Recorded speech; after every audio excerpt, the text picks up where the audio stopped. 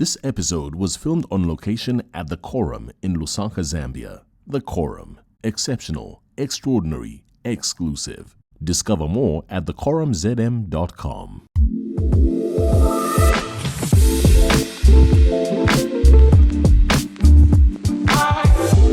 Sebastien, you're smiling.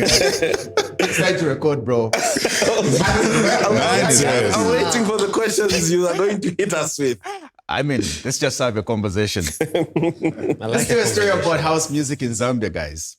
I have Sebastien, L, Blocks, and my main man, Jacobs. Yebo. From the Creative Natives. Where do we start from? What a journey, guys.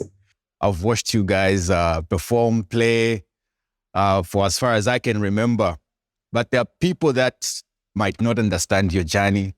So maybe it's time we tell the story, how it all started, how it all began, the genesis, about Afro house music in Zambia and where it is now. You guys have almost like played on big stages, both local and international, and you've released amazing songs so far, and many people are dancing across the world. So, Sebastien, tell us about your journey. What made you jumping into this house music scene? I think growing up in Dola, I was always the kid who never listened to what everyone was listening to. I think when I was in high school, everyone was listening to Lil Wayne, and that was never my thing. I was a huge rock fan at the time, metal as well. Slipknot is still one of my favorite bands up to now. And then I got into Daft Punk, and I came across Deadmau5 by accident. I think at the time he had a song on MTV Fresh. They used to do this thing on MTV where they would rotate one song every hour and call it MTV Fresh. And Deadmau5 and Cascades, I remember, was on. So after I heard that song, it blew me away. I didn't understand what it was. Blew me away. Did more research, thank God for the internet. And next thing I was listening to his albums. I was listening to Cascade, and I was discovering what Ultra Music is as the label, and then what the festival was. And I think from there, it's like, that was like 2009. So that's the same time that EDM was also growing out there with the Avicii's, Martin Garrix and everyone. So that was my first entry into dance music. Dope. Elf, tell us your story, man. For me, it was like an evolution. What caught my attention in the music world was hip hop. Growing up in Zambia, similar time. We're almost the same age. So, born in 1992, growing up in Zambia, hip hop was the main thing. That was the mainstream. And all my friends were into it. I had a rap group at school. Rap group? Yes. We used to have rap battles and break time. And that began when I was like 12. I used to use cassette tapes. I would get like a Dr. Dre beat. And in a lot of rap songs, at least from the 90s or early 2000s, they would have just an instrumental section, maybe a 16-bar instrumental. I think even Fat Joe's Lean Back, if I'm not mistaken, has a bit of an instrumental beginning. So I would loop that over a blank cassette tape and then record my vocals on top of that. That's how it started. And then my friend gave me FL Studio, and I continued rapping, even had my first television and radio interview.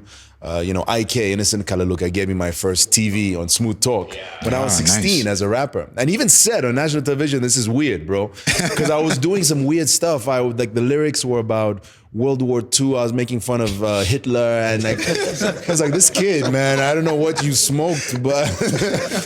And then the first guy that gave me a radio interview was Bich'ri, Rock FM founder. At that time, he was with QFM. He had a show. So, but my rap music was very vulgar, and I also felt like I couldn't express myself fully. I couldn't mix my two cultures, which is what the El Mukuka brand is all about. And so I gradually started to leave. And by the time I was 17, I was done with rap. And that's when I fell in love with electronic music. Actually, 2018, I remember the moment I heard Bass Hunter's smash hit. It was like his biggest track that summer. That caught my attention. And then 1 year later, when Edward Meyer released Stereo Love, that was it. It convinced me that this was the world for me.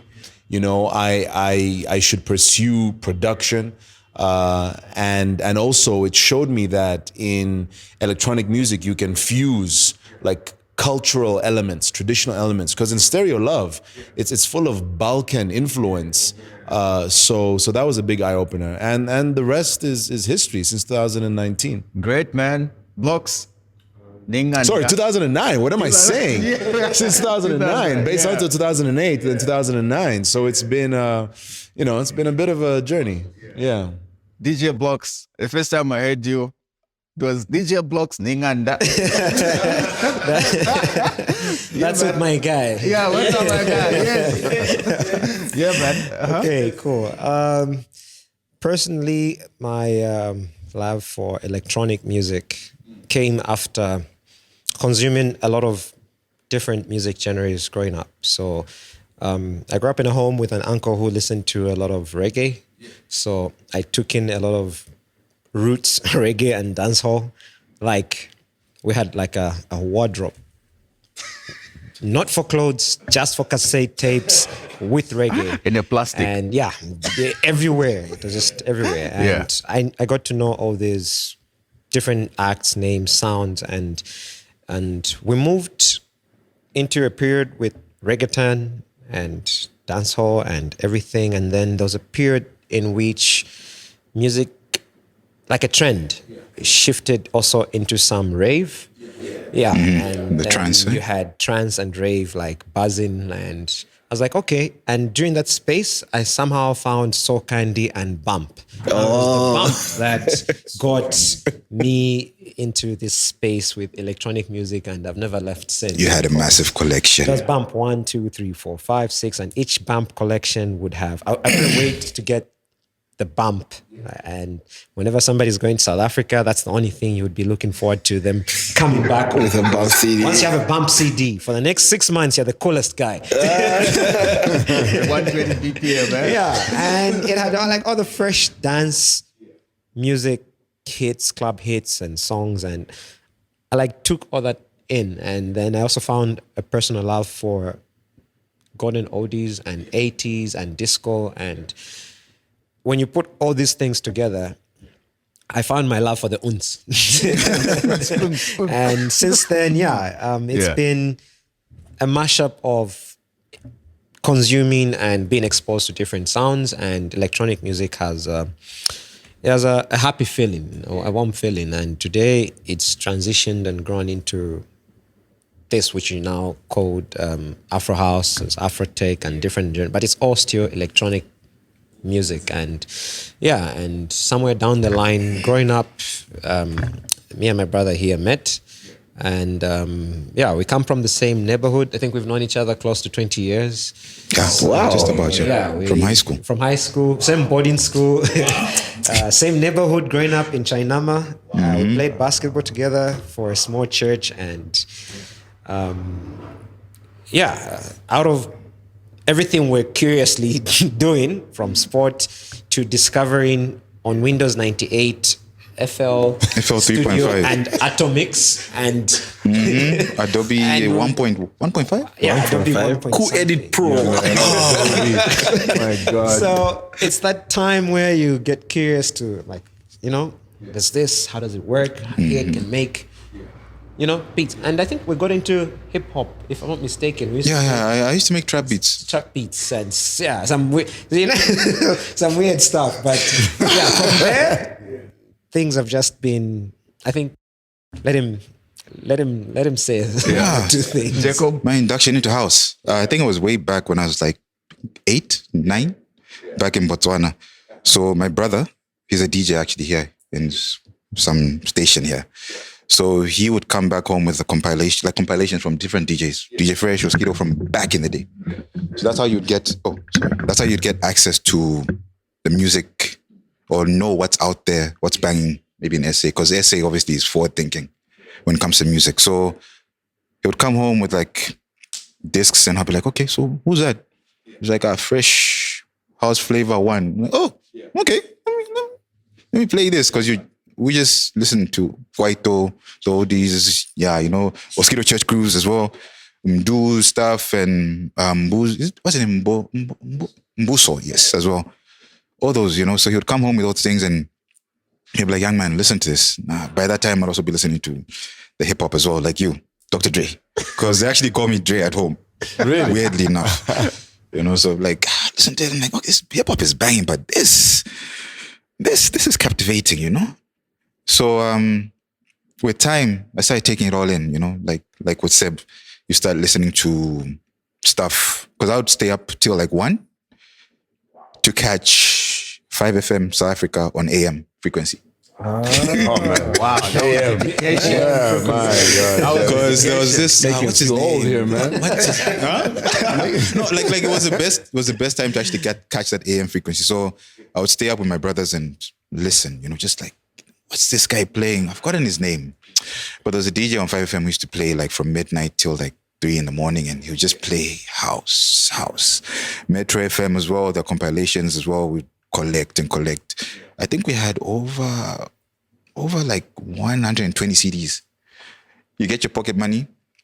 You don't go buy sweets. You just be like, that CD, So went to school, and I just told myself, when I get back home, I need to like read more on this stuff, because you'd have to actually buy magazines back then.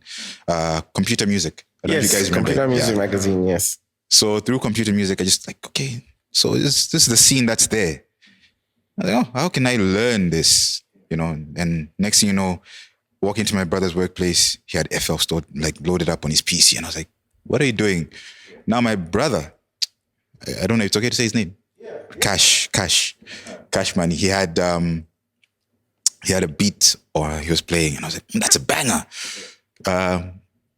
What's that? Something funk. Township funk. That yeah. And I was like, So the hip hop beat was playing. That's hard. Yeah, I made it. Oh, okay. So I got the demo.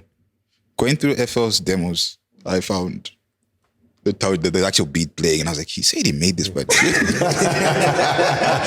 so when I fast forward high school, it was always in the back of my head. I'd actually literally plot. I don't know if you guys know production wise, right? And the guys know. You have your keys, your pianos and everything. Yeah. I would literally sit, boarding school. You don't have access to PCs. I would literally sit with my book and write down the keys. No. Piano. And actually try to, just like melodies, like, okay, so this will go for 4 bars. Then this one also got, then that melody go ding, ding, ding. So when I get home, I'd actually try and do it. Yeah. And that's where the love, just the music itself, it just drove me to learning more. And house is it's something. Yeah. It's everything. So yeah, fast forward to 2008, Blocks and I were like, what, we have this dream. We love this music. And seeing it get to where it is now, it's beautiful. So, it's hard, but it's beautiful.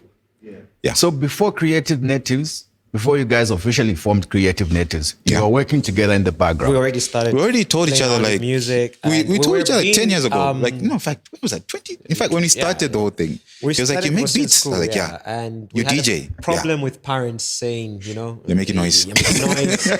Read books. Switch off that stuff. So there was this thing to say: if you want to do this, you gotta do well at school. Yeah. So there was that thing where we said, you know what? With the heat we're getting, we might as well just do school first, finish, and then without that, leash, then maybe we'll get back to this at a later stage. So we had to, but we had already started, like we said, playing around with this different things, trying stuff out, and school had to happen first. And once that was done, like you said, 2008, we then said, okay, let's start try and see what else we can do. But officially, the plans for saying we launch and start what we created as Creative Natives came about in 2017. Yeah. Like years after, because also we needed to know what we were doing, discover who you are, discover a sound, learn how to do everything, put everything together and understand what it is that you want to do. And then once you feel like, okay, I think we have something, then. So it wasn't just like, oh, bro, we can do this. Let's just start creating and give it to the people, whatever they decide to do. Yeah. To get on his nerves and a few other things. Nice. I'm actually very curious, right? Since he told his story of how he started, how he got into music production, like as you know, how did you start producing music? What's interesting is I also used to save up my lunch money to buy CDs. I started with cassette tapes. And I have to admit this, and I feel bad because we're all very serious professionals, but I used to get pirated tapes, cassette tapes. And I remember how much they used to cost. Back then with the inflation rate, it was like 5,000 kwacha, so now it would be 5 kwacha. And in terms of lunch money, it was a decent amount. It meant that you had to save a little bit from Monday to Wednesday or something. And I'm a Libra, so making decisions is very difficult, even small decisions. So many times I would, and I'll buy these from the compound because they were cheaper, right? That's where you'd find the pirated copies, not from their official store. Back then, Sounds was like much more expensive. And I would sometimes buy it, go home, listen to it, like the Eminem album or the Dr. Dre album, Snoop Dogg album, and I would then go and try and return it. Because I was like, no, I feel guilty. I have spent this money, this much, and I would ask my sisters, should I buy it? Like I was talking about a massive investment, like buying a house, should I buy it? Should I not buy it? I'm not sure. What's your advice? A little ridiculous, but cute at the same time. Anyway, so that's how I was exposed to music. And my mom didn't like the fact that I was listening to vulgar rap music and that I was rapping. It was a bit of a red flag. But in terms of production, very interesting. So my mom is an architect, and I was raised by a single Greek mom, basically in Zambia, being a Greek Zambian. She bought a laptop. I remember she bought this new computer. It must have been Windows maybe 98 or 2000, I don't know. Ding, ding, ding, ding. And dial up, all of that. And it was the only computer in the house, in her home office. And she said to us, me and my sisters, don't put any floppy disk inside of the computer or any CD because it doesn't have an antivirus yet. We never Don't listened. do anything yet. At the same time, my friend gave me FL Studio because I was doing these things with the cassette tapes and I was like, I need to start. So one day when she was at work, I put it inside, I installed it, and I started making beats. And she caught me one day. She's like, what are you doing? Where did you get this software? How did you get this software onto the computer? And my career almost ended. Not your life. Not your life. And my life. That was almost the end. And I was like 13, 13 and a half, 14. She said, no, go install it on the school computer. But the school had maybe 4 or 5 computers and they would reset them every 24 hours. The server would be reset. So it would delete anything that a student or a teacher had installed. So it was not sustainable. And of course, the school doesn't allow you to just go and install stuff. You don't have the freedom to even work on these beats. When are you going to do it? Yeah, the time. So it was not an option. She understood that it meant a lot to me. She understood there was no alternative solution. So she allowed me to keep it on her computer, on the only computer in the house. And that's how it started, man. Yeah. FL Studio 3.4. How many That's what I had. Fruity Loops. Yes, Fruity Loops 3.4. How many times did it crash? Moved on to Reason and How many times did it crash? I think it was pretty stable. Fruity Loops was stable back then. And the default, so you would download the program, and it had like a recreation of Timbaland. Yeah. And Aliyah. That's Aliyah. Yes, that's Yes. what they used for Sister Bettina eventually. Yes. Yes. So I remember analyzing, like going and like studying the composition. Man, that guy is a freaking genius. Yeah, man. Like he it's was. really intricate stuff, That's actually, it's actually weird that I think all of us went through the Fruity Loops phase. Because I started production through, back home, DJ Drill, or Drill, everyone knows Drill, yeah. He was like a musician, because his brother, his dad, all were like musicians. So he was playing keyboards, he was playing drums and everything. And I was like, just like, I had love for music. So at the time, obviously, just like you guys who are listening to hip hop and your parents didn't like it, I don't think seeing your 16-year-old son listening to death metal is like the coolest thing. So A black kid listening to death metal. They're like, exactly. real dark. It's like very. So Comes from a dark I think during the process of that, like trying to phase like, okay, this can be my primary music to consume. That's when I started listening to dance music. And in one of Deadmau5's EPs, there's a track called This Is the Beat, right? And he literally, using this monotone, like robot voice, literally describes the song. So the song goes, now we add a kick, then the kick starts like it's 4 kicks, right? Then we had the hi-hat and it's, then we had the clap. So I was like, I heard this and I rushed to drill because at the time he was like making basic compositions in his bedroom, and I rushed to drill like, bro, I want to learn how to make this sound, like this kind of house music stuff, this electronic music stuff. And that's how I started learning from him. So I'd sit through sessions and he would be like remixing pop songs, and I'll sit with him and then I'll go try stuff on my own, you know, eventually until I started making my own stuff. And, you know, then obviously, you know, shifted from FL to Ableton. I remember having that conversation with you yes. because my shift happened when I was 19. I was studying at the Berklee College of Music, and I remember telling myself, so I went from FL Studio to Reason. Reason was quite hot, but they couldn't, you know, you had to use native stuff, everything. Yes. It doesn't allow you to use VSTs, native effects, and you were restricted. Yes. So I told myself, look, you have to move on. Right now, what you know, back then, what was hot was Ableton. Yes, all the big guys are using Ableton. It was a revolution because also for like live performances, it was the only DAW that could really do certain things. So I made my shift when I was like 19, 20, but it was a bumpy ride.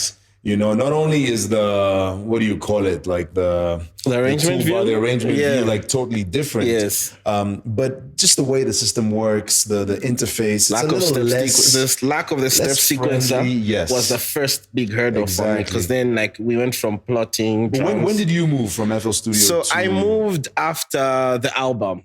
Right. So the reason I moved after the album is now I think we're now maybe fast forwarding in the story. Yes, after Power of the Drum. Sorry for fast forwarding the story. But the reason I moved is actually because after Power of the Drum, I kind of went through this phase. I think Blocks knows because we were friends, where I moved. I was staying in Lusaka and everything was going well, and I was in uni here. Then I went through this phase. I had a kid, and then like things were kind of just like messy at the time. So I went back home. Thank God for my mom and dad. They just said, you know what, come back, put yourself together. Then when you're ready to go back to the world, you know, I am privileged to have a fallback place. So during the period that I went back, I studied a lot of dance music, and everyone who I wanted to be like was using Ableton, Dada Life. I was listening to so much Skrillex, Dada Life. I saw it was either Logic or Ableton. Yeah. That was it. Right. So I'm like, okay, cool. So right now I don't have access to a MacBook, but I have access to a Windows PC, and Ableton is in Windows. So I made the change and then started learning. And I think I have like really trashy beats on Ableton, like the first beats. But I think what I loved so much about switching over from Ableton, apart from the control of audio, is Ableton always makes me feel like if I think it, I can do it. Yeah. It's true, like it promotes creativity. And I remember the switch, and it's funny because we met around that time. Yes. When you were switching, because LBC, the late Yes. LBC, introduced me to you, I think one day here in Lusaka. But Lucci from Phoenix had told me about you. You know, at the time I was promoting my single Heart, which was my first professional single. And I went to radio and he was like, you know, there's another guy like you. And I'm like, oh, really? Shit. This is bad. Bad for business. This is not good. I'm just starting. But he said he's in the Copper Belt. So, you know, you guys somehow need to get together. And I think a year after that, we finally met. Yes. And I know that you were using I remember FL Studio. bringing this guy to your house. Yes. Oh, yes. Wow. He did actually. Wow. He did. Wow, man. So, how has it now been, the journey of discovering sounds? You know, like you guys have produced so many different sounds, as in still house music, but you have made so many different sounds. Sebastien, I remember the first time I heard Lishengoma. Lishengoma had components of like Western Province, you know, and then you did, where's Van Max? Okay. Wait. It's Van Max James Sakala first. Okay, so there's a story. There's James Sakala. Okay, so Yeah. just to define my sound and speak about my sound, and I'll tell you about the early music as well. So let me be frank. James knows this, but me and James Sakala. So when I came back here, LBC had introduced me to so good people. Lukundo and everyone. Lukundo is currently managing chef. I had worked with TK Roma side for a bit, but So Good really helped me to grow because there was a pool of artists to work with. And that's where I met James. And at the time, James was more of a writer, producer, and engineer. So not really singing, but he still was James Sakala, but not the James we know now. So at the time, we had started writing songs together. So we had written Lishengoma and we had written Wakasa. So at the time, an unnamed man was trying to promote his son's music career. Yeah. Right? Doesn't deserve the shout out. There's no need.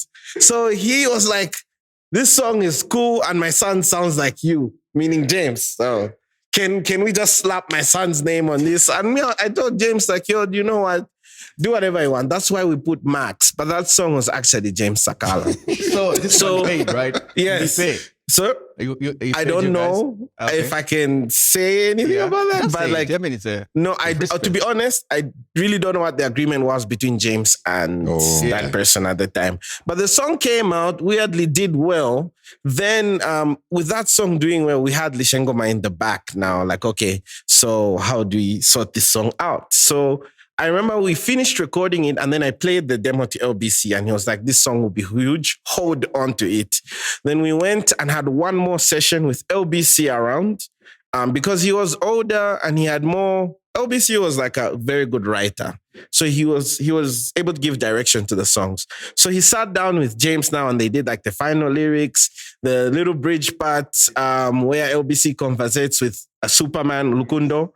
They have that conversation in Nyimbo. And yeah, that's how the song was created. But I'll be very honest, like probably everything I made at that time when we did My Guy as well with Blocks and Hussein was like really me working with James Sakala, him giving me direction, how to sound like the Africanness. Vincent Pencil. That's why my if you listen to my old music, it's very like tribal, traditional. And that was really like, James was like, you know what, it's house music. You need to really have this imprint on it. But I think I've evolved as a person and I've evolved as a producer. And I started identifying things that I like, things that move me. And as a human being, I'm a very emotional human being. And I like that to seep in my music. I always tell him that every time I make a song, I want you to feel like you're crying. Like melancholy is my drug at this point. Like melancholy is my drug. So after learning that, I started going deeper, darker into music, into electro. Like I think a lot of our influences are different, you know, and I love that. Like these guys are like super Afro. He's like the mix of Afro and European. Like me, I'm just like dark side, bro. Like, let's go. Death metal. You know, like, let's go. Is it the time you released that single with FJ? So that song just sounded exactly. So now that's like transition, right? So how do we move from super Afro, super, you know, tribal, Seb, to the more electronic sound that I wanted, you know, the more techno, like really adding techno elements to my music. So that's when I went through that phase. And I think that time I was addicted to disclosure. So that's where some of those influences. But one thing I love about music, and it's with everyone's music here, is that when you listen to like Heart or you listen to Sunset in the City, you listen to Lishengoma, you see so much growth, you know? The unfortunate thing for me is, and I know it's probably not a nice thing to say, but you know, when you have like a big song that crosses over mainstream in the beginning of your career, kind of defines you.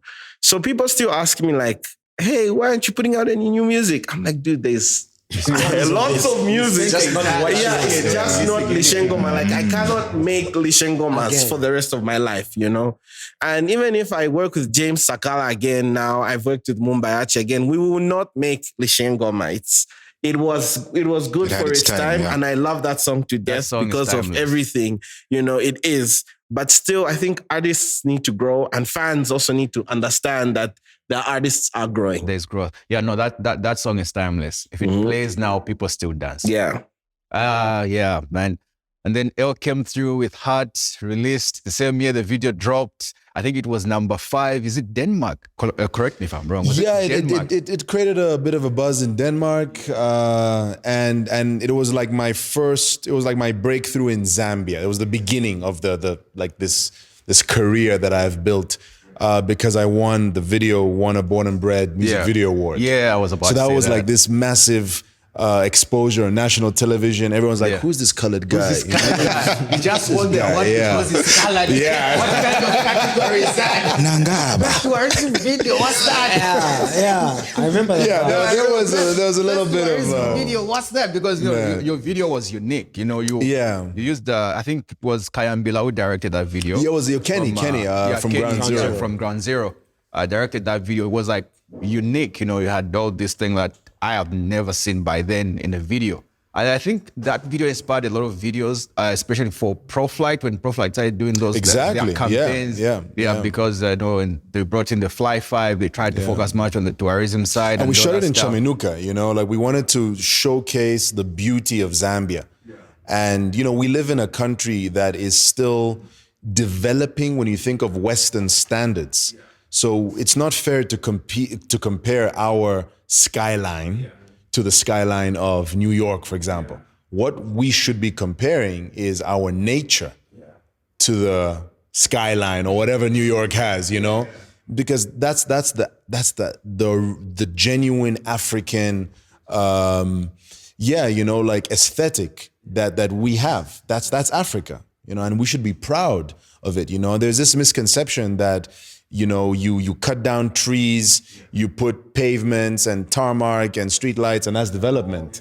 Yeah, not really, man. Last night we were out of town for a show, and I just looked up and I could see all the stars. And like, you can't see them in town. You can see a few. It's in New York. I don't think you can see anything. You know, I don't remember. Haven't been there in a few years. But in Madrid, which is where I'm living now, I mean, you can hardly see much. It's so boring. You look up, it's dead. You know.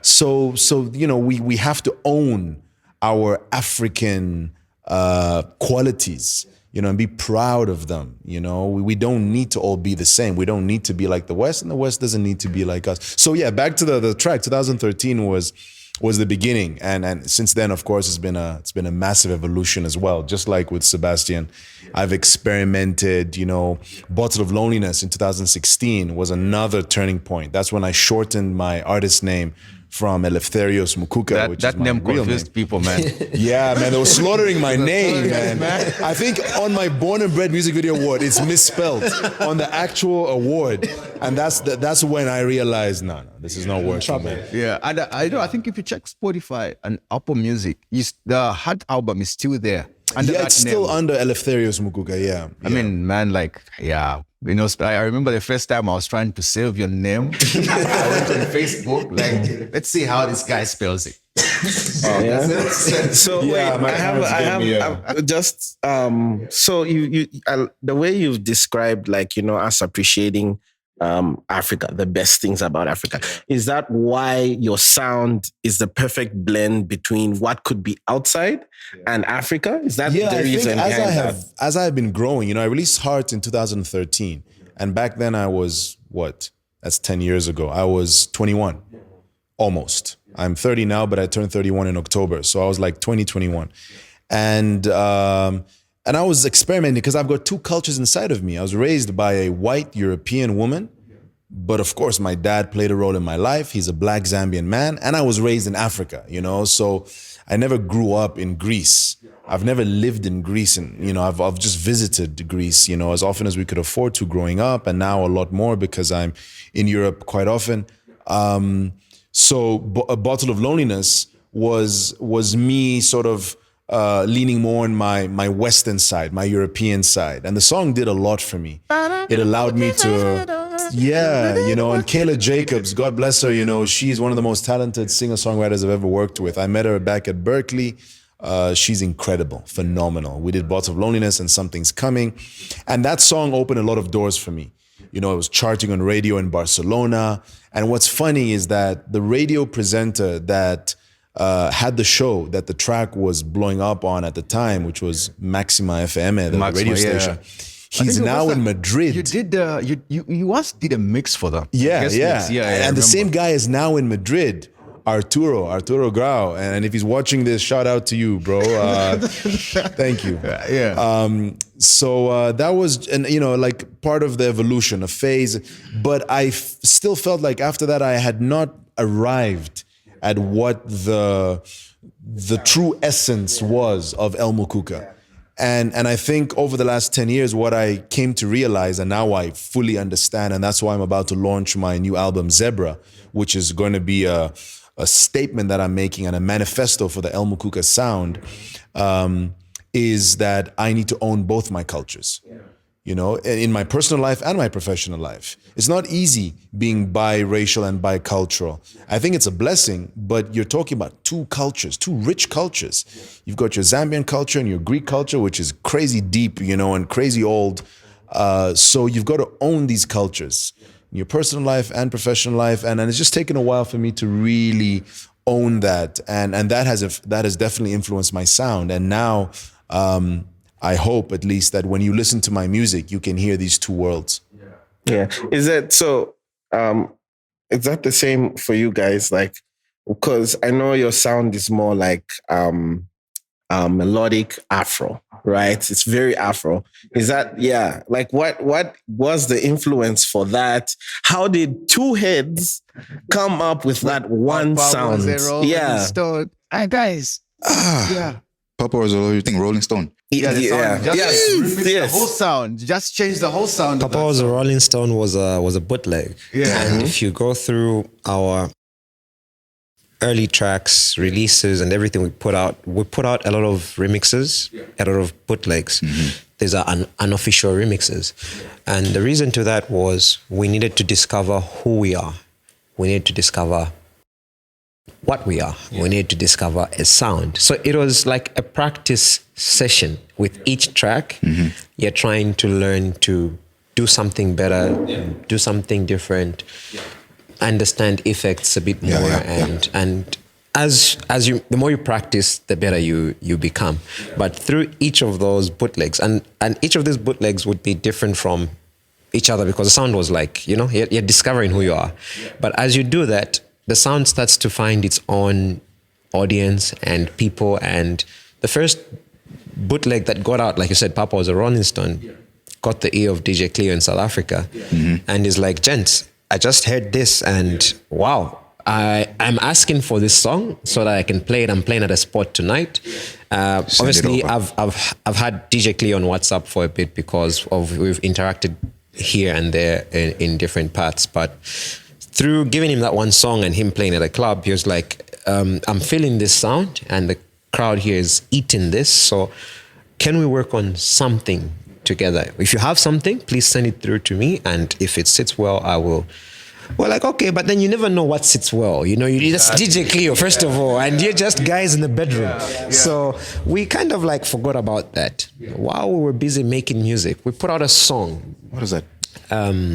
Constable. It was an instrumental track.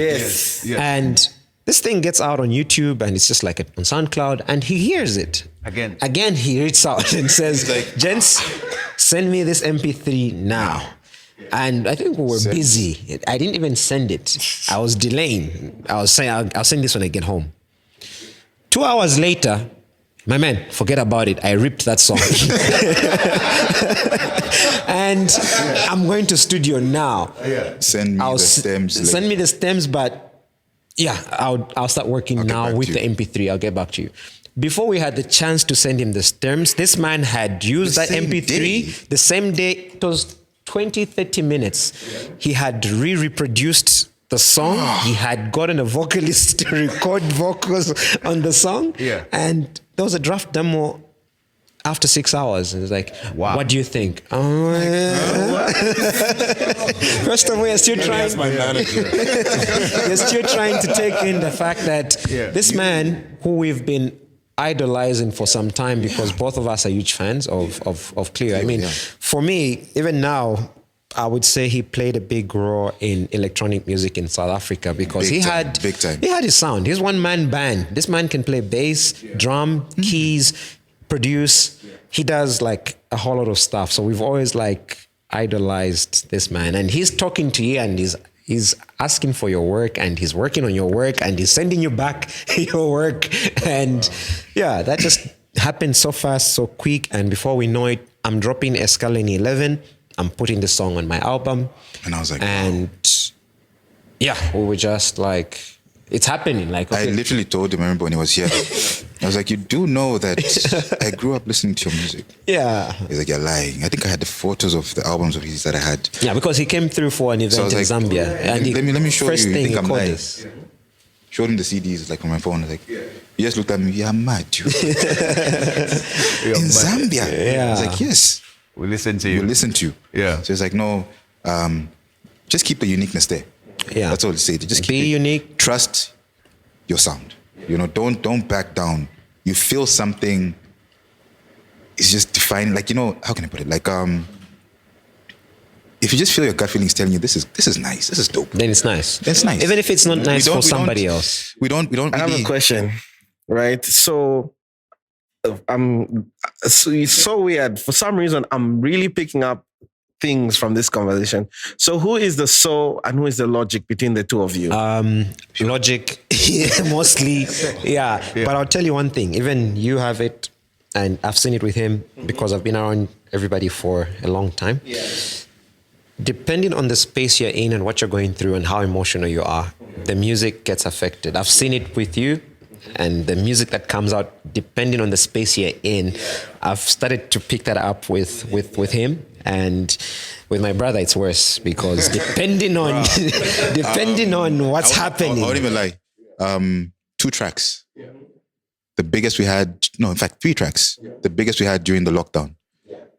Visions. Yeah, Visions was big. Then what other track was it? Hopeless? Hopeless, yeah, it was also big. And I think it was Freak Like Me. Hopeless, Heartbreak. Visions, Where We're Headed. And then Freak Like Me, Celebrating. I know the vocals don't really say it, but it's just that thing where like just bump it, you know, just let the beat just kick. You know, so Visions was in fact Hopeless and Visions were made in like the space of 2-3 days. Yeah. Wow. When we're in lockdown, And very I won't lie, emotional. lockdown was hard. Yeah. Lockdown was very hard. Yeah. so, but it gave us time to actually. The best work learn. we've done also came out of I won't lockdown. lie. We had the more time to work on music. Yeah. We had more time to understand each other. 'Cause Wow, there's a lot of emotion. Exactly. Yeah. You know, in working as a duo, you find he'll say, that doesn't sound good. And you'll He's be saying like, yes. I'm saying bro, no. No, we still need.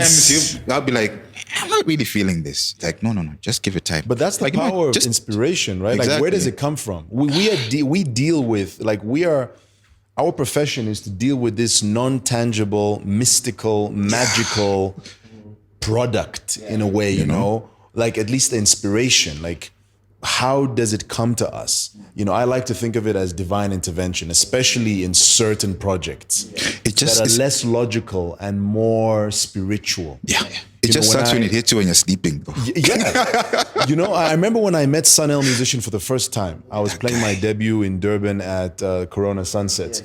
And I went up to him and I said, just straight, boom, a mutual booking. We were both working with the same booking agent in East Africa, you know, specifically Uganda. So she connected us. And so he knew that I was going to be there and we were going to meet quickly. I went up to him and I said, bro, like, God gave you this inspiration. Like, this was a God send. You cannot explain for Akanamali, of course. You can't, you know, like, decipher how this came about, where this came from. Like it's not meant to be deciphered, analyzed, understood. It was divine intervention. It was a spiritual thing. And that's very powerful. And what I've noticed sometimes, the faster a project is done, the more you follow the genuine source of inspiration. I remember when I released Bossana, for example. Bossana was a filler track. I had my massive single, my debut single on Ultra Records. The reason why I got signed to Ultra Records, Lost, featuring Adekunle Gold. Massive collaboration. Probably my biggest collaboration to date. And in between that and the next collaboration with Younger from the UK, I needed a quick filler track that I did in 2 weeks, Bossana. So no expectations, put it out, small budget, 10% of the budget that Lost had. And it did better than both songs combined. Wow. No, that song is classic, man. No, gents, why house music in Zambia? I mean, of course, we're coming from a background where it's about Dunka, it's about Rumba, it's about Kalindula. Zambia consumes so much music, and I've seen you all play. And most of the time when I'm photographing you, since 2016 till now, I still have people that come to me and say, hey, you're the closest to the DJ. Tell him to change the music. Tell him to play something, your maps, So why house music despite going through all these... And he knows he can never come to us with that bullshit. We get kicked off stage, move. Get out of here, man. What's happening? Cameraman. Why? Why still doing it if you are playing to if you're playing the space where they're not understanding the music, you know what I mean? Because I have shot you guys. It's actually very emotional for me to say, and from where I came, from where you guys have come to now, I've shot you guys in spaces where no one is dancing, literally. There are people in the space, but no one is dancing. It's just empty dance floor. Yeah. But the moment you guys stop playing, another DJ comes on and start playing dance or Afro pop or whatever. People start dancing. Why doing it? Why? What has made you guys just you know what? For all these years, I'll say for a small bit. First of all, I believe house music it reaches mind, body, and soul. Okay, that's 100%. Mostly why we don't hear it. We feel it. Yeah, it's about a feeling. It's a spiritual thing. It's because of how we feel. It's because of how we feel that we're trying to extend and further express how we feel and share that feeling with another person. The thing about feelings is I can make you feel for me how you feel or how I feel. You know what I'm saying? If I'm hurting, I can't make you understand my hurt the way it hurts as much as it hurts. But with music, it allows you to some extent to be able to present it to a certain level. And that's what it's been, to do something in a different space, in a different way, expressing yourself. And you're hoping, it's not everybody you want to hear you or understand you, but the few that can, they will relate. And it's never been about the people. It's for us, I would say, we do not create music for the people. We create the music because it's how we feel and we're trying to express. And I want to say something. I want to actually give a quick shout out to John over here.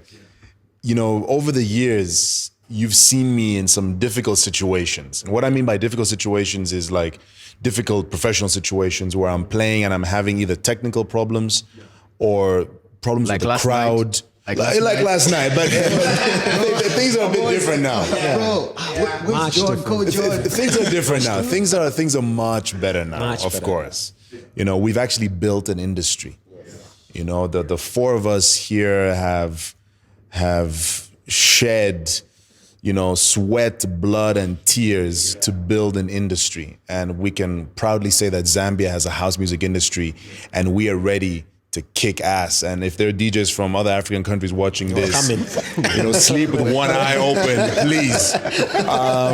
But I want to say thank you, because in that moment, man, your heart breaks. Every time it breaks a little bit more, a little bit more, a little bit more. And to have someone who understands, by your side, helping you fix whatever it is that you're going through, or tell you, don't worry about the crowd. We need to educate them. John has said that to me so many times. He's like, don't worry. What we do, our job, part of our job is to educate. It's not just to enjoy the big gigs and take social media videos and stuff. It's to educate, because that's how we're going to build something. We have an extra task to our job description. We don't have a ready market that we just need to grow in. We have to grow the market, create the market as we also grow in it. So it's quite a tricky place to be in. And I know we're not the only ones. Zambia is not the only country in this situation. Most of Africa finds itself in this situation. But I wanted to thank you because, man, there have been some heartbreaking moments. And if it hadn't been for John, I remember. For a lot of us, actually. For a lot of us. This guy is a spy. He's like the father of this group. He's our backbone. While you're talking about the technical difficulties, I think there was, I'm remembering two moments. Yeah. One was, I think, in Kitwe, there was a festival, and I think the sound kept on cutting. Yeah. Mm-hmm. That was terrible. And I was like, geez, I don't want to be in that situation. Mm-hmm. And the other one was actually, I was so shocked it happened. Ultra. Mm-hmm. Do you remember Ultra? Oh my God, man. Yeah, my Ultra Music Festival debut. Yeah. I think it was a power thing. Yeah, it was like the power disconnected for a second. It's cool. Thank God I had Sebastian for that. Sebastian came in and man, load shedding all of a sudden. But you see, so with him saying that, I'd probably say he knows, if I'm having the worst of time, I'll call him and he'll be brutally honest. Sometimes it's come on, guys, cut me some slack, but he has to, it's helpful. It's helpful. But that's one of the biggest blessings about this war that we're in right now, is that we have each other, and we've always had each other. And, it's always nice to see the strength that we go through together. There was this wonderful moment that happened a couple of weeks ago where we had releases within the same window. We were basically putting out music. So I think I had my remix out. Then he had the first single of Zebra out. And then they had Ameno out. But if you looked at our social media at that time, it looks like there is one company promoting these people. That's what it looked like. But it wasn't even. It's just us saying, I'm going to support my brother. He's got a new single out. I'll play that. They've got new music out. I'll play it. They know I've got new music out, and they're playing it. We have each other's back. And it says a lot about a genre of music that in Zambia is probably considered the third or the fourth, that we have a unit that is not only together, right, but also internationally recognized. I think I can literally do a presentation on why I think that Zambia is going to produce bigger DJs than their pop artists. And I have nothing against any of the mainstream guys. I have nothing against them. I love them, I love most of the mainstream guys. I love most of the rappers, But I will always say that Zambia will continue to produce some of the biggest DJ superstars.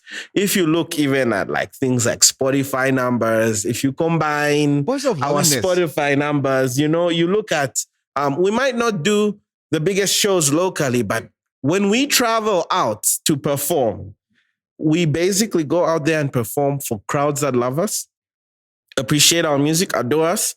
And this is not a jab at anyone, but I've never left this country to go out and perform for Zambians in diaspora. But I'm just going to say this. I don't want anyone to take this personal, but it's real facts. Yeah. We have never, I don't think you've ever gone out of the country to go. So look, if these indicators are there, we are showing you signs. Our Spotify numbers are up. We're internationally recognized. We're getting good gigs in good places. The only thing that's left is the support from the locals, And I feel like even some of the mainstream artists, and I love the fact that some of them are already doing this, they could also play their part in trying to put us into the mesh of let everybody know who you are. I know people who, like Makitu, for example, who would not have not said directly oh, listen to house music. But Mark 2 was on our album. years ago when no one believed in house music. And I don't think Mark II can say no to working with Kreative Nativez or El Mukuka. He's not that. You see what I mean? So in his own way, he's blessing us. And there are so many local superstars that have that ability, you know. But the truth of the matter is this. The unit and the guys that are coming after us, the Third Eyes and all those people, you know, we have DJs like Miss Selfie also. You know, she was doing shows in Swaziland, MTN, Bushfire, and all of those things. The hard truth is we are here to stay. And if we don't get support locally, the support is still going to come from somewhere. But what you said is so interesting, that the Zambian public has placed their bets on their pop artists breaking out of Zambia, which if you look at, you know, what they have achieved, if you look at their music, if you look at the language of their music, if you look at the international qualities of their music, doesn't necessarily make that much sense. You're placing your bet on music that is designed for the local market. That is their approach. They never intended for it to be something consumed by the international market. So it's like the public has placed their bets on the pop artists, when in actual fact, it's the DJs making music that is actually internationally accepted and internationally consumed that stand a better chance at breaking out. But we are lacking that support because they have placed their bets in the wrong place. You know, at least even it out. But it's like everything in Zambia still, and just till today to add on support, something that caught my attention recently is you've got an artist like a Grammy-nominated Black Coffee. Mm-hmm. He's a Grammy winner. Sorry, yeah. And he's a big name. He's a big brand. Right now, Seb put out his first release for the year. EO put out his first release for the year, and we put out our first release for the year. And as I'm speaking to you currently, all 3 songs are on Black Coffee's Spotify playlist for the first time at the same time. And this is somebody who is listening to not the sound coming from our bedrooms. You know what I'm saying? So if it makes me a little bit fascinated that a person at that level, at that caliber, can give you an ear and further on support through their media and their platforms. I mean, just last night he was playing in Miami. We have a clip sent to us of him playing a song. And David Guetta was right behind him. Now, which Zambian artist has that kind of exposure? Exactly. Not just that, you know. David Guetta's Story had a song in the background as well. Exactly. Really? Yes. So, I mean, and his son as well. Yeah, and his son as well. So we're like, It's interesting. Like, it's obvious. So you might not have, like I said, you're not making the music for everyone or for the people. You're expressing yourself, and the person that will hear you and will align with what you're doing, I think your tribe will find you. Yeah. Yes, and that is all that matters right now. We want, but I'll tell you why we're personally doing this. It's not about a name. It's not about fame. It's not about anything but to export. So in our capacity, with the tools we have, with what we have, we want to export, whether it's 0.5% or 1%, made in Zambia, by Zambians. In our own way. Yeah. And this is what we're doing now. Yeah, and you see, like, I'll be very honest with you, like, traveling is fantastic. You see a lot of things. Yeah, he went to Kenya via South Africa. Just last week. You like to travel, eh? That's suffer. But like, you know what? One thing we need to understand as Zambians, we're all Zambians here, you know, every time something like this happens, something amazing happens, it's not only a win for us, it's also a win for Zambia. Even where El goes, El is currently living in Madrid. Everything that I see, every news publication, broadcast that I see of him still says Zambian, right? There's nowhere where he says full Greek or he's an ambassador for Zambia. Every time I travel, when I go to Kenya, through South Africa. When I go to South Africa, when I go wherever I've been, when I was in Ibiza in Spain, I carried my flag with me, and I'm very proud of my country. Yes, the first time he played, we had the flag. We did it together. We raised it together. And that's the second time we've raised the flag together. We did it in Zimbabwe and in South Africa. And in South Africa. So we're not only just pushing, hey guys, listen to and I'm going to say this, I hate how people just say, listen to you guys and your white people music. I feel it's so racist. I feel it's racist for us to kind of like segregate music based on color, because the same music you're saying is white people music is very exportable. Look at how South African DJs are constantly being exported. Angolan DJs are in Portugal constantly being exported with the same sound that here people would rather box up and say white people music. You know? So one thing you have to understand is if you look at even right now, the biggest genre that's happening in the world dance-wise is Amapiano, right? The reason why things like Amapiano happen, Gom happen, is because from grassroots, people support. They encourage creativity. You know, the other day on Twitter, someone said, was trying to get opinions of something that people in Zambia don't say about Zambian music, but it's true. And I said that there's one genre in Zambian music. There's like this one overall genre, which is like a mix of like Afrobeat and dancehall. And that is what is considered acceptable, mainstream. But it has limited so many musicians from doing so many different things. That's why when a Shefi album comes out, we love it. Because when you listen to a Shefi album, yes, it has the mainstream stuff, but he'll put like a proper hip hop song in there and just rap all over it. And a hip hop head will be like, I love this. You know, this is why Zambia has had so many talented reject artists, like Critic, you know, very talented guy. But because he has never fitted in that norm that is presented as Zambian musicians, you have guys like Critic, Blake, so many of these R&B kids. He had to dumb it down to Vitumbo. Exactly. You know what I mean? No. So long as we have this attitude, right, as Zambians, where it's like, music must sound like this, music must go like this. This is the only thing we accept. You know, and this is not only applying to dance music. I was asking someone the other day, why is there no reggae scene in Zambia? There's like 2 reggae events in Lusaka. Or jazz, or classical. Or jazz, or classical anything music. else. Anything else. Dunka. Every time, like, if music does not fit the norm, it's rejected. How are we going to grow anything else here? Yeah. How are we going to try and export things? One of the biggest genres of music recognized in the world in Zambia is Zamrock. It's different. It's different. And the world loves Zamrock because of that's different. We shouldn't have to wait for a Sampa the Great to be raised and born in another country, still come back and say, hey, I love my home, for us to accept different, you know? And I think this is what... And it took a while for it to be accepted. It took a while for it to be accepted. And this is what this community is really trying to build, you know? Amapiano came from such communities.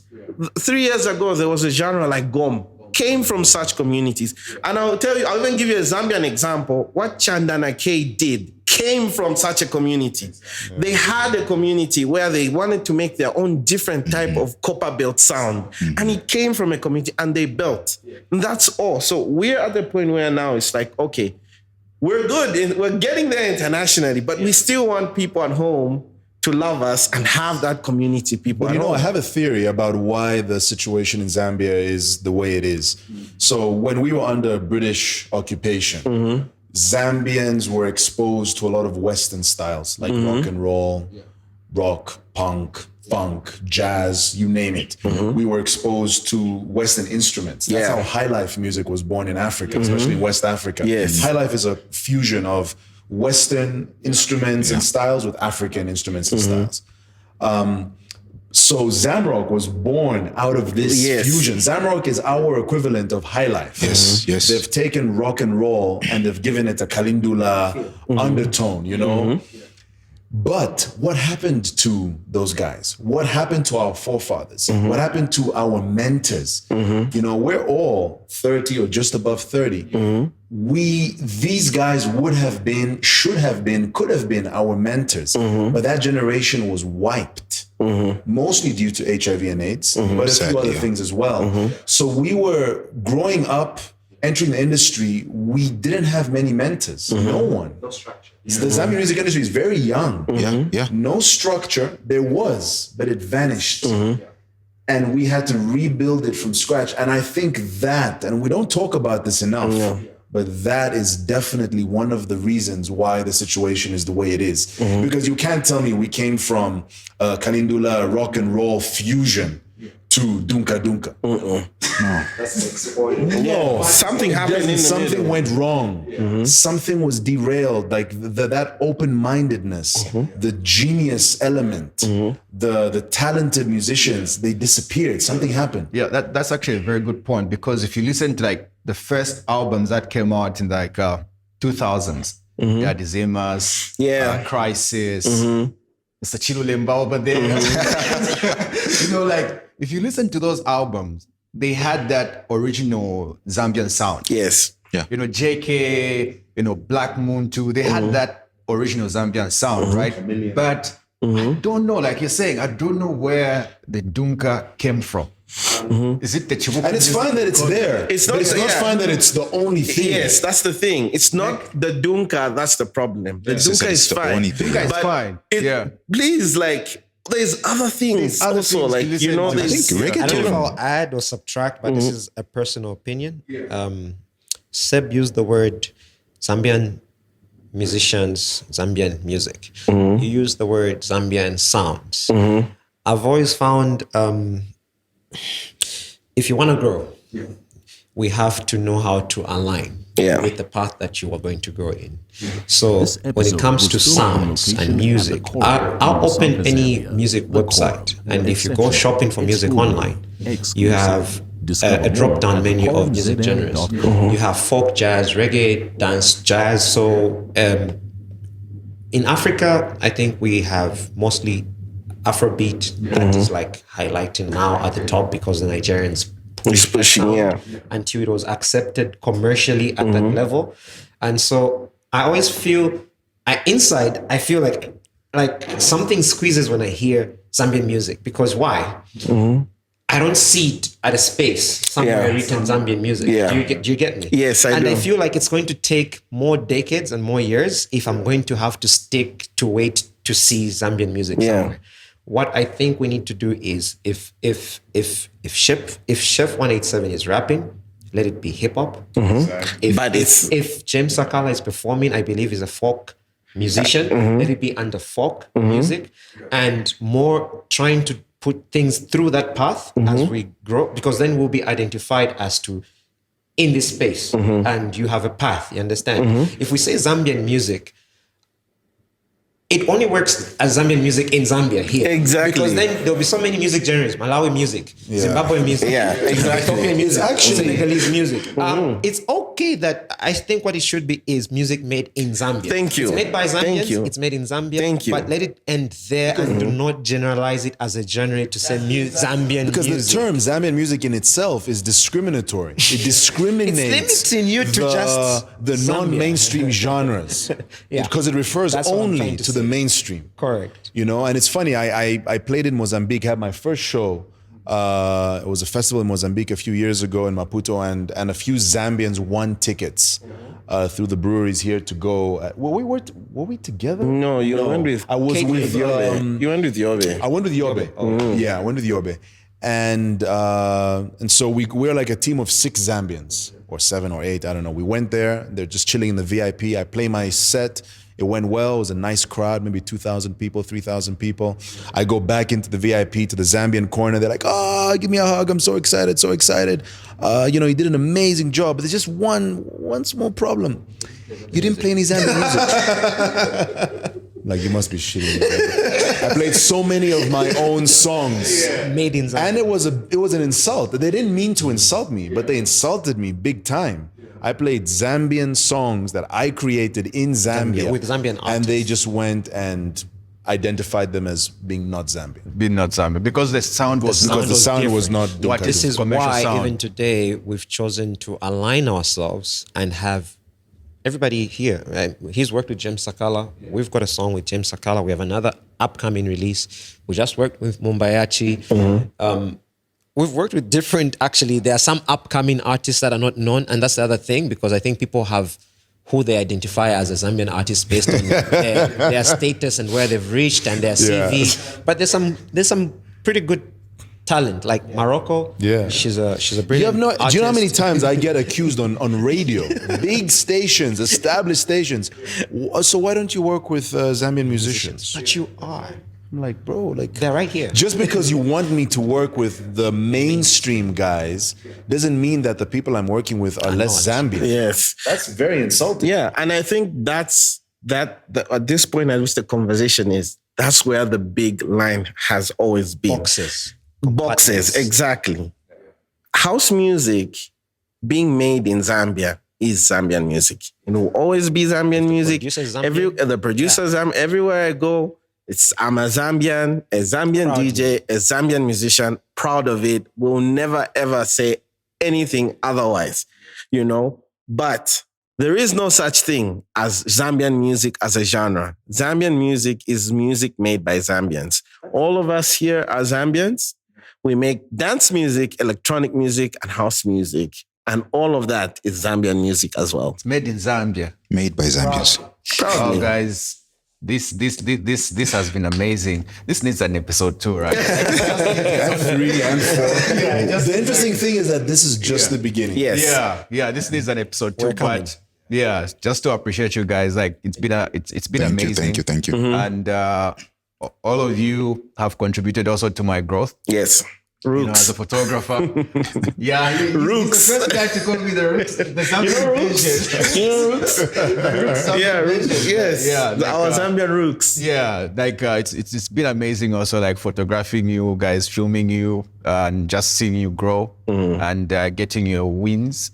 I think you all deserve it. Yeah, and thank you. I know you've inspired so many DJs, the likes of Miss Selfie, and that's a good thing. Like you guys haven't just focused on helping each other's men, but you have also involved women. There's Psychotash, there is Miss Selfie, and also other great house music women. And we need to see more. We need more women involved. And that definitely needs to happen. We are stronger together. Yeah, exactly. Yeah, so just continue doing what you're doing. It's made in Zambian music, and to everyone watching, house music made in Zambia is Zambian music. We need your Shazams. We need your streams. Do you have any personal questions you want to ask us? You guys covered everything. We're going to applaud you as you do.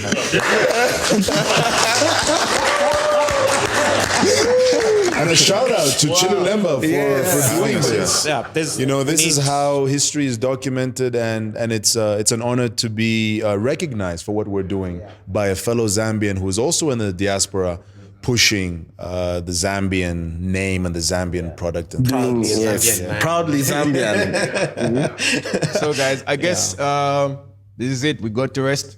After last night, we just need people following, because like you said, we need everybody as much as possible. So please, if you can share something, say something, tell a friend, check these people out, listen to this, or tell us there's a person we need to look up for, a person we can work with, a person who can write a song, anything, even a graphic designer that can create some dope artwork in an Afrocentric way that we can export or use to, it's about collaborations. Right now, that's what we need. If, let's say, somebody's doing a documentary on wildlife, we'll be happy to have our music in some of these things, whichever way you could fuse. And that's how things will grow. We need more collaboration. So tell a friend to share something. And come to the shows. Come and see what it's about. Yeah. Come and be baptized, by the house music priests. The one where you just people dancing. Good vibes only. I want to ask something before we go. Yeah. You've been speaking about collab, dream. What would each of us, our dream Zambian collabs be? Locally only, dream collabs. Personally, I would be looking at, I think, creating a bridge between voices of acts such as Moses Sakala, Angela Nyirenda, and artists at that level, in that generation, with us at this level, in this generation, and trying to find a way that we could fuse and then tell a new story in our own way today and see what new thing we could create. So like, I would like to work with what I can classify as legendary artists. The few that actually understand the music from back then. Because music right now has reached a point where if you pay attention, you've got people like Angelique Kidjo today even sounding more new and vibrant because she's collaborating with a lot of new. She's on Sampa. She's got a song with Sampa the Great. That's, to me, that's amazing. You see, because it's then and now, and this here. You know, it's what I would look forward to. So, yeah. And one thing I'd like to tell other artists is, let it not just end with, we need to work. No, work. Let's actually work. No, the word is, let's do something. I don't. Let's do something. No. Just do it. Let's do something. Just do it. Let's do it now. Yeah. That's how we've been able to do it to James. For me, it would probably be, and I know people have done this before, but I don't know if we have done it. And as house music producers, we have the opportunity and the possibility to do this easily. To go to the rural parts of Zambia, Western Province, Northern Province, Eastern, Southern, and record, sample like traditional music. Pouches. You know, I work a lot with David Andish. He's my go-to guitarist. Sir Jones as well, and Chunks too. But David Andish has been with me for many years, since Heart. And he has played guitars, African guitars, on most of my records. And that's one of my signature sounds, that African guitar. And in the beginning, and I still do it sometimes, I turn it into a bit of a lesson. I'm like, hey, David, why don't you play me something from the different provinces so I can understand the difference between the North, the South, East, and West. And they're different. But and this is a part of our culture, our history, our tradition that is being lost in pop culture. And I don't even know if it's been documented enough. And if it has been documented, it's still on tape, or it's just physical, it's not digital. You know, you'd be shocked to know that there are some guys, I think SPR Record, a Master Century playlist on Spotify. Yes. So now I think these guys are from Netherlands, so they come to Zambia. They don't get like in the urban. They go in the rural. They record these samples. They go back. Like raw recording. Yeah. They go back to Netherlands and they publish them. stuff. We should schedule a trip. No, but We just get a car and we just drive so around. you know what's so crazy, right? 2 years now, me and him, we literally have a budget. Yeah. We literally have a budget. 2 years we've been trying. Now I have to like talk about this. Now we've been trying to make a movie. Yeah. So me and him have been trying to make a movie where we go to the village and like just do exactly what we even have budgets, dude. We are literally just like, okay, how do we get because it's a bit costly. So we're like, how do we get funding? Because we need to go to the real source for the sounds. And we've been trying to do this. So let's put this in volume 2 of this episode. Yes. Thank you for watching, guys. Thanks for watching. Thank you for the Episode 2 support. coming soon. Yeah, I think it's been a good one. It's been a good one. This episode was filmed on location at the Quorum in Lusaka, Zambia. The Quorum, exceptional, extraordinary, exclusive. Discover more at thequorumzm.com.